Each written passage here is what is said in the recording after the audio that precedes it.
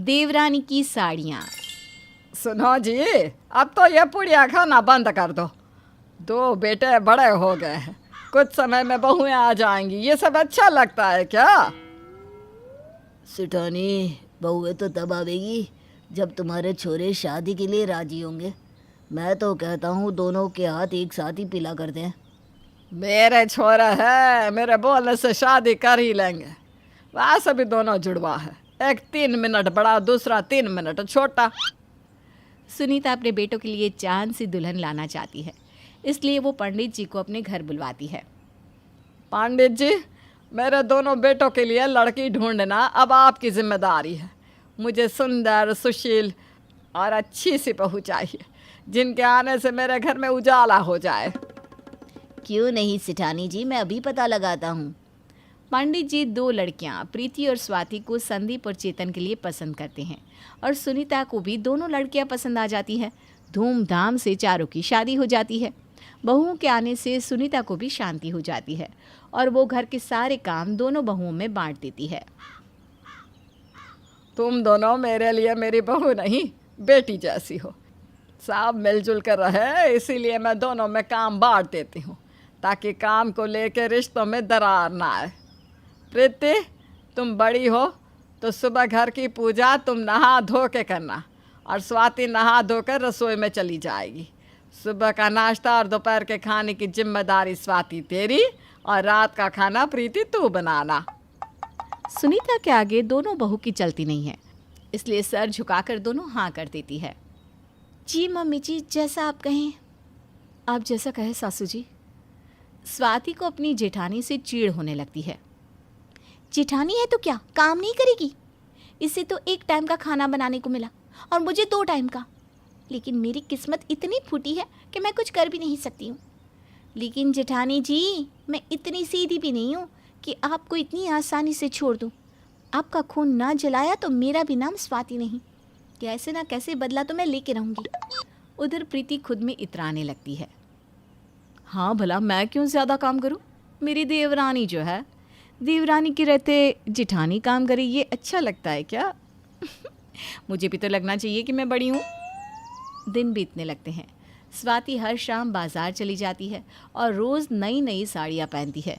ये देखकर प्रीति स्वाति से जलने लगती है। ये रोज़ नई नई साड़ियाँ कहाँ से लाती है? इतनी महंगी और सुंदर। कहाँ से आते हैं इतने पैसे इसके पास? मैंने भी आज तक इतनी सुंदर साड़ी नहीं पहनी है। सासू माँ ने भी नहीं पहनी है ऐसी साड़ी कभी। प्रीति के मन में द्वंद्व चलता है, जो कि प्रीति के चेहरे पर दिखने लगता है। प्रीति के चेहरे को देखकर स्वाति समझ जाती है और कहती है, अच्छा हुआ, अब मुझे सुकून आ रहा है। मेरे बिना कुछ किए ही सब हो रहा है। सांप भी मर गया और लाठी भी नहीं टूटी। मेरे बिना कुछ किए खुद ही सब हो रहा है। स्वाति तू बस बैठ के देख और मज़े कर। अगले दिन स्वाति रोज़ की तरह सुबह का खाना बनाकर आराम करने लगती है। तभी सुनीता की दोस्त प्रेमा उनके घर आती है। स्वाति टिप टॉप साड़ी पहनकर अपने कमरे से बाहर आती है और प्रीति रसोई में काम करती हुए नाश्ता लेकर आती है।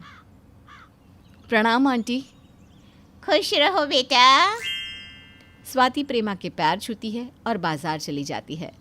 वहीं प्रीति रसोई में वापस चली जाती है। दोनों बहुओं को देखकर प्रेमा कहती है, बुरा न माने तो एक बात कहूँ, स्वाति इतनी अच्छे से रहती है, इतनी सुंदर साड़ी पहनती है। वहीं प्रीति कैसे रहती है? तू तो दोनों को ही बराबर देती होगी, लेकिन एक सेठानी तो एक नौकरानी लग रही है। अरे ऐसा कुछ नहीं है। सुनीता को समझ में नहीं आता कि कैसे रिएक्ट करे। वो चुप हो जाती है। प्रेमा खा पी कर चली जाती है। रसोई में काम करती प्रीति ये सब सुन लेती है और उसके अंदर का गुस्सा बाहर आ जाता है। शाम को जानबूझकर मुझे रसोई में घुसा दिया और वो महारानी रोज़ तैयार होकर चल देती है और मैं यहाँ खाना बनाती रह जाती हूँ, तो फिर मैं काम वाली ही लगूंगी ना। प्रीति आनन फानन में रसोई से बाहर निकलकर सुनीता को खरी खोटी सुनाती है और उसी वक्त स्वाति घर आती है और सब सुन लेती है। मैंने तो दोनों में काम बराबर बांटे हैं। स्वाति अपना काम करते सब करती है, तुम नहीं कर सकती हो, इसमें मैं क्या करूं? प्रीति पैर पटक कर अपने कमरे में चली जाती है। तब स्वाति कहती है, आज तक मैंने कभी ऐसे आपसे बात नहीं की, लेकिन जेठानी जी ने तो अति ही कर दी। मुझसे जलती है तो मुझे कहती, आपको सुनाने की क्या ज़रूरत है। स्वाति सुनीता को एक साड़ी देती है जिस पर 5,000 का टैग लगा होता है। सुनीता साड़ी देखकर कहती है, कितनी सुंदर साड़ी है, पर इतनी महंगी लाने की क्या ज़रूरत थी। एक तू बहू है और एक वो। हर जगह जेठानी को देखकर देवरानी सीखती है, यहाँ देवरानी को देखकर जेठानी को भी सीखना चाहिए। अगले दिन सुनीता स्वाति की दी हुई साड़ी पहनती है। स्वाति और सुनीता को एक जैसी साड़ी पहने देखकर प्रीति मन ही मन कहती है, आज मैं पता लगा कर रहूंगी कि ये महारानी इतनी महंगी साड़ियाँ लाती कहाँ से है।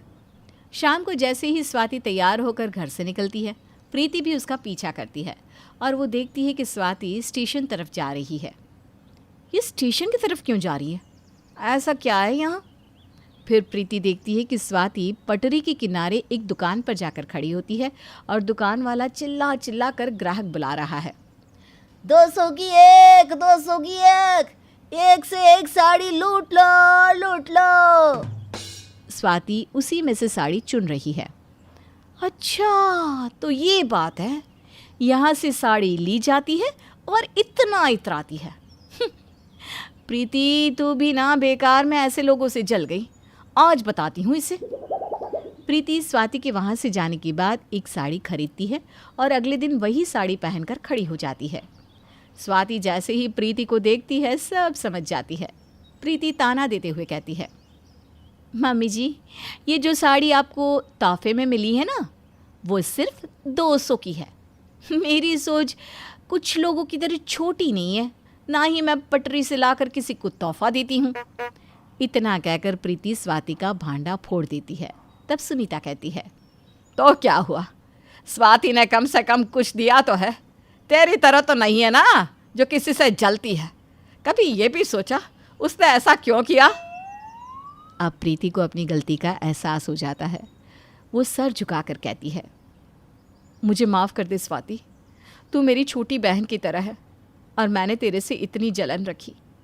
नहीं नहीं दीदी, इसमें आपकी भी क्या गलती, क्योंकि मैंने सब कुछ जानबूझकर किया था। मुझे माफ़ कर दीजिए। दोनों गले मिलती हैं और अब दोनों देवरानी जेठानी नहीं, बहनों की तरह रहने लगती हैं।